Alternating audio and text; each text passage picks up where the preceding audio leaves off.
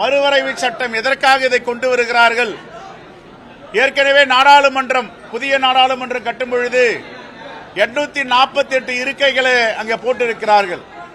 அப்படி என்றால் ஏற்கனவே தீர்மானித்து விட்டார்கள் 848 நாடாளுமன்ற உறுப்பினர்களை அங்கே அமர வைக்க வேண்டும் என்று. சென்னைக்கு வந்த, தமிழ்நாட்டிற்கு வந்த ஒன்றிய உள்துறை அமைச்சர் அமித்ஷா அவர்கள் தமிழ்நாட்டு தொகுதிகளை குறைக்க மாட்டோம் என்று சொல்லுகிறார். அதே நேரத்தில் உத்தரப்பிரதேசம், பீகார், மத்திய பிரதேசம், ராஜஸ்தான் போன்ற மாநிலங்களில் கூட்ட மாட்டோம் என்று சொல்லவில்லை. ஒரு கோடை அழிக்காமல், அகற்றாமல் எப்படி இன்னொரு பெரிய கோடு போடுவார்களோ அப்படி தமிழ்நாட்டின் உரிமைகளை பறிப்பதற்கும், தமிழ்நாட்டு மக்களுடைய நலன்களை அப்புறப்படுத்துவதற்கும், வடமாநிலங்களில் உள்ள தொகுதிகளை உயர்த்துவதற்கு திட்டமிட்டிருக்கிறார்கள். ஆகவே அன்னை இந்திரா காந்தி அவர்கள் 25 ஆண்டுகளுக்கு மறுசீரமைப்பை தள்ளி வைத்தார். 84வது அரசியல் அமைப்பு சட்டத்தை திருத்தினார். அதே போன்று வாஜ்பாய் செய்தார்கள்.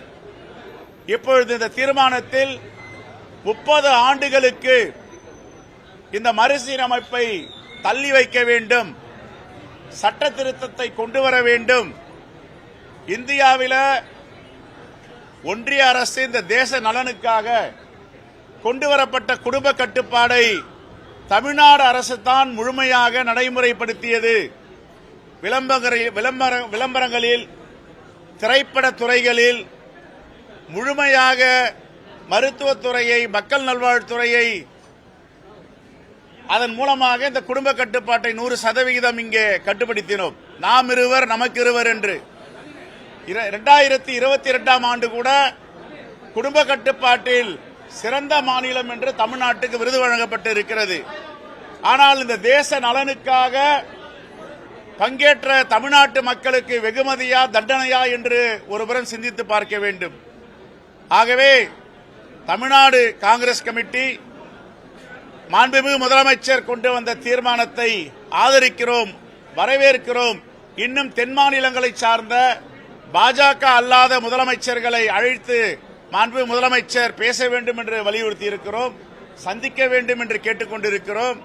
ஆனால் இது எல்லாம் இன்று தமிழ்நாட்டு நலனுக்காக, வருங்கால தலைமுறையை பாதுகாக்க வேண்டும் என்பதற்காக அனைத்து கட்சி கூட்டம் இங்கு நடந்து கொண்டிருக்கிறது.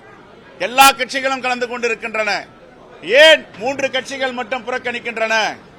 பாஜக, நாம் தமிழர் கட்சி, ஜி.கே. வாசன் அவர்கள் தலைமையில் உள்ள கட்சி எதற்காக புறக்கணிக்கிறார்கள்? இவர்கள் என்ன செய்கிறார்கள் என்பதை தமிழ்நாட்டு மக்கள் பார்த்துக் கொண்டிருக்கிறார்கள். ஆகவே வருகின்ற தேர்தலில் இதற்கெல்லாம் தமிழ்நாட்டு மக்கள் அவர்களுக்கு பாலபாடத்தை எடுப்பார்கள், பாதுகாக்க வேண்டும். ஆகவே மாண்புமிகு முதலமைச்சர் கொண்டு வந்த இந்த தீர்மானத்தை முழுமனதோடு நாங்கள் ஆதரிக்கிறோம், வரவேற்கிறோம்.